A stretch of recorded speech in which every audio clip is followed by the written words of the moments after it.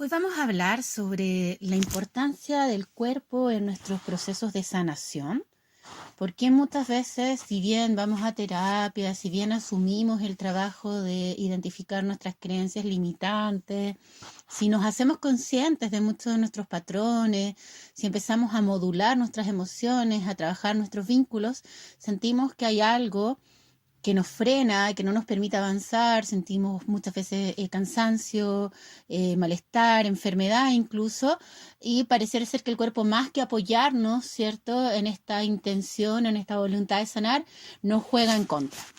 Lo cierto es que el cuerpo no es que juegue en contra o a favor, digamos que el cuerpo es neutro y cumple una función desde que nacimos, que es la función de sostener nuestra vida en este plano material, sostener nuestra sobrevivencia e idealmente en algún momento no quedarse solo en la sobrevivencia, sino que también supervivir, disfrutar, tener abundancia, placer, pero si no lo logra, el cuerpo simplemente se queda en un estado como atrincherado de conciencia.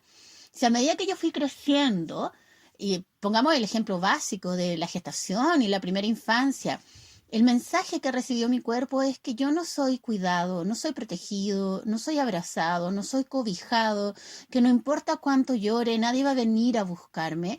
Ese estilo de crianza antiguo donde te decían, déjalo llorar para que se le pase.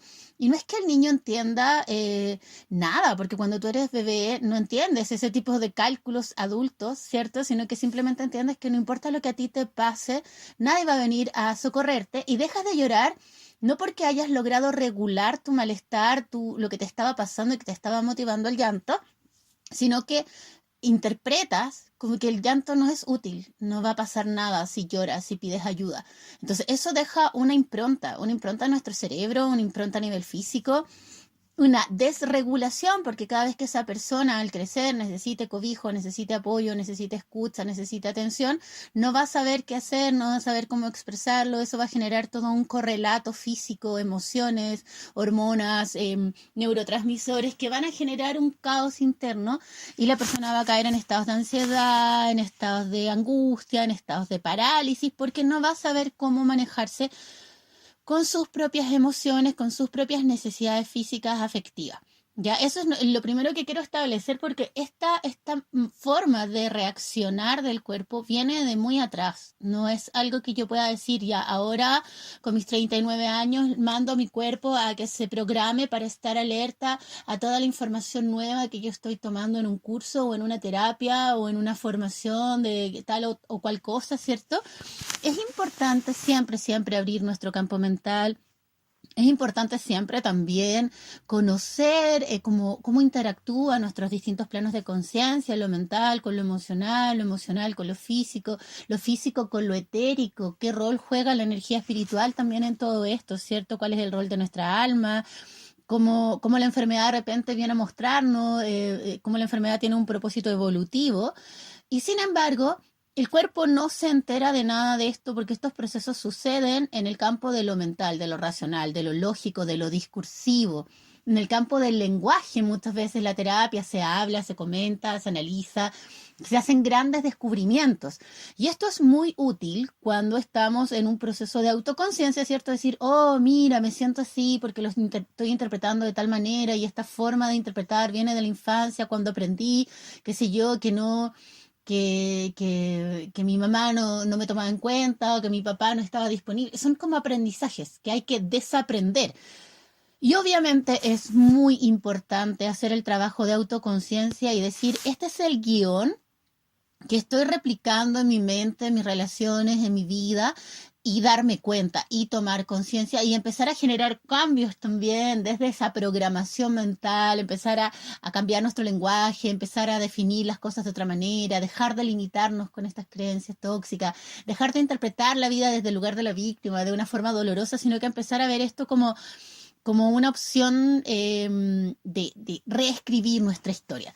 En la medida que yo dejo de interpretar las emociones de una forma dolorosa o dejo de hacerme el daño de la mente ahí que está todo el rato como cuchicheando dentro de mí, también me permito que mis emociones tomen otro cauce, otro curso. Permito que el dolor aflore, que la pena se muestre, que la rabia se valide, porque muchas veces estas emociones, como estábamos operando desde un programa mental, estaban un poco negadas, reprimidas o desbordadas, y empezamos a hacer algo que se conoce como modular la emoción. No es que la emoción se reprime, se anule, se evapore o se exagere, ¿cierto? Porque tampoco podemos darle todo el espacio a la emoción, porque la emoción es solo un aspecto de nuestro desarrollo, muy importante, pero es solo un aspecto que está entre la conciencia y lo corporal.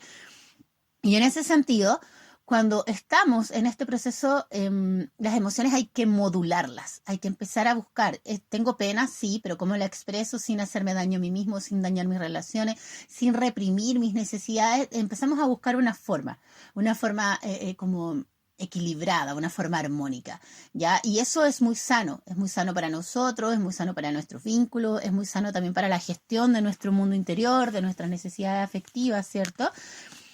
Y sin embargo, pareciera ser que nada de esto es suficiente. Pareciera ser que hay días en los que igual me pesa el cuerpo, me duele, puedo desarrollar ciertas resistencias, incluso síntomas, enfermedades que parece que en vez de avanzar retrocedo, porque el dolor es real, el malestar es real, la angustia es real. Y todas estas emociones de las que yo hablo y que de repente nos sabotean, ¿no es cierto?, en los procesos de sanación, son emociones que están profundamente ancladas en el cuerpo. Están en nuestra memoria corporal, no están en el aire, no están en una nube, no están en un archivo. Los archivos están encriptados en nuestro cuerpo. Las memorias personales, individuales, gestacionales, ancestrales, están ancladas en nuestro cuerpo.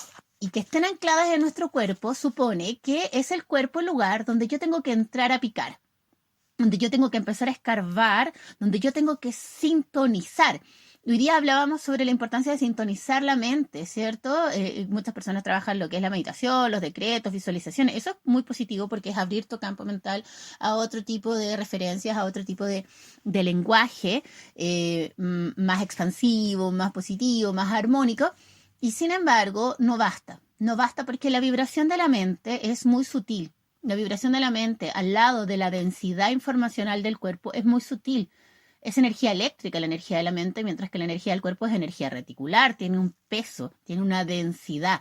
Entonces yo no le digo a mi cuerpo, cuerpo, eleva tu vibración. No, para que el cuerpo eleve su vibración, yo voy a tener que moverme, voy a tener que ejercitarme, voy a tener que llevarme a terapia, voy a tener que destapar mis canales energéticos, voy a tener que presentarle a mi cuerpo información en el código que corresponde al cuerpo. Al cuerpo no se le habla en un lenguaje verbal, hablado, lógico, al cuerpo se le habla en un lenguaje simbólico. El lenguaje del cuerpo es el símbolo, la metáfora, el síntoma, el soma, ya esa es la clave. Y es muy, muy importante que podamos trabajar ese lenguaje. ¿Por qué funcionan las medicinas energéticas? ¿Por qué funcionan las medicinas vibracionales? No solo claro, porque hay vibración, ¿cierto? Porque es bonito lo que proponen, sino porque le hablan al cuerpo en un lenguaje que el cuerpo puede entender. Le presentan un lenguaje de luz, de geometrías, de sonidos, de vibraciones, de colores, un lenguaje de esencias, de frecuencias armónicas. Cuando tú trabajas con una energía que es de alta vibración, el cuerpo puede oponer resistencia, porque el cuerpo no está en esa misma frecuencia y para poder armonizarse va a tener que limpiarse de un montón de contenidos, memorias, sedimentos que han ido quedando ahí como un poco, que han quedado quizás un poco como guardados, ¿cierto? Y eso es lo que muchas veces vamos a conocer como crisis curativa. La crisis curativa aflora en determinados momentos, como por ejemplo, ahora que estamos cursando luna nueva, podría aparecer, ¿cierto? Porque se movilizan ciertos contenidos de conciencia y nuestras células necesitan, como en el fondo, limpiarse de esas memorias antiguas para poder entrar en una resonancia más cercana a lo que le estamos proponiendo, qué sé yo, la terapia, a lo que le estamos proponiendo en X espacio de sanación.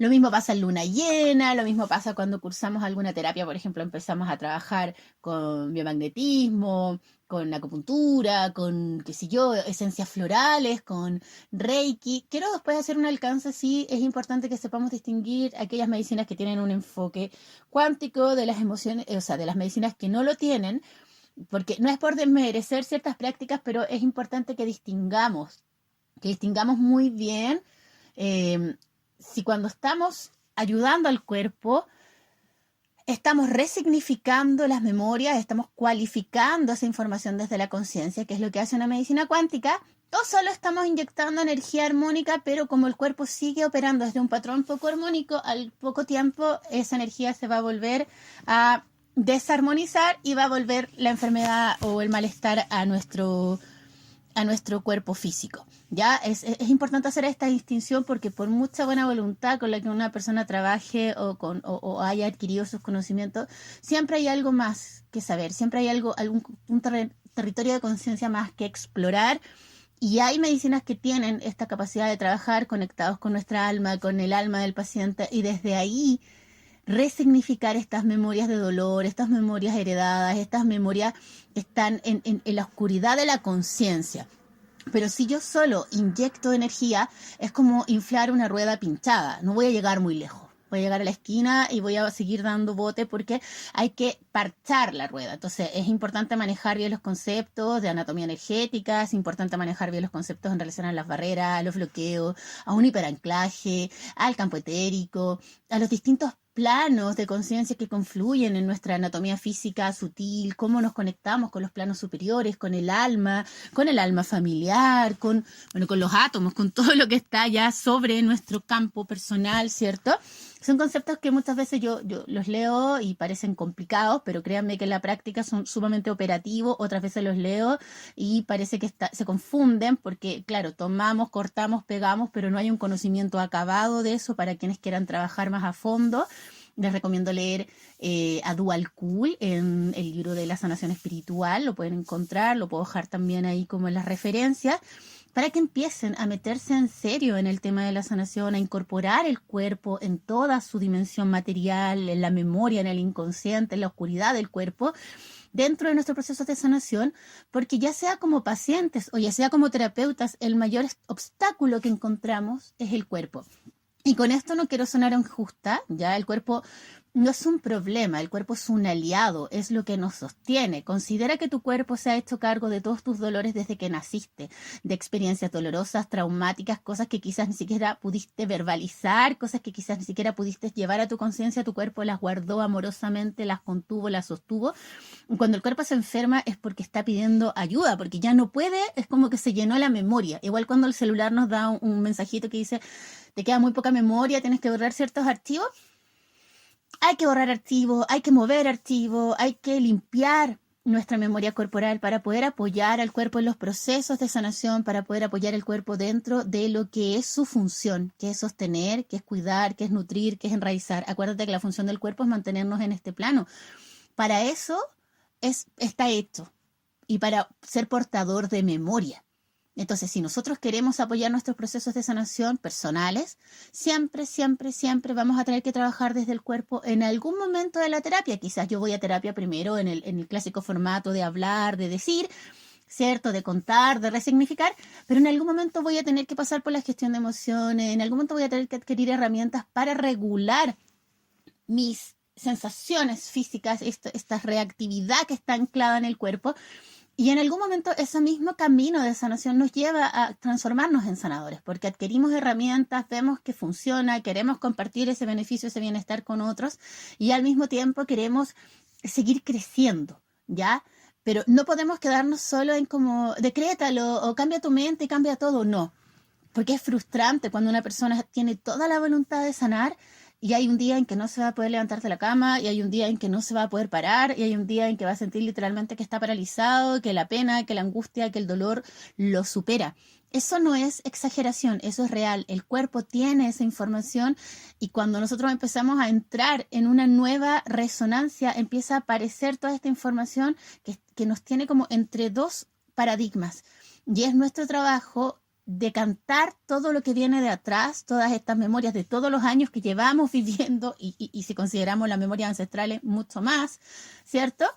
Y empezar a trabajar con la sabiduría del cuerpo, de la materia, con la inteligencia activa.